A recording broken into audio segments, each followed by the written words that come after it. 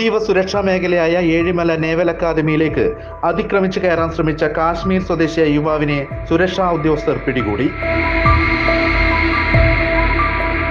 കാശ്മീർ ബാരാമുള്ള സ്വദേശി Sheikh Muhammad മുർത്താസിനെയാണ് Ezhimala naval academy പ്രധാന കവാടത്തിലെ സുരക്ഷാ ഉദ്യോഗസ്ഥർ പിടികൂടിയത്.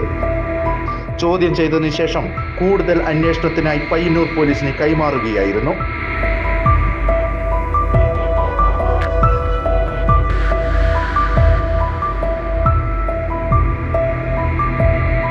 മതിയായ രേഖകളില്ലാതെ നേവൽ അക്കാദമിയിലേക്ക് കടന്നു കയറാൻ ശ്രമിച്ച കുറ്റത്തിന് IPC 447, 31A of official secret act വകുപ്പുകൾ ചുമത്തിയാണ് പ്രതിയുടെ അറസ്റ്റ് രേഖപ്പെടുത്തിയത്. കോടതിയിൽ ഹാജരാക്കിയ പ്രതിയെ റിമാൻഡ് ചെയ്തു.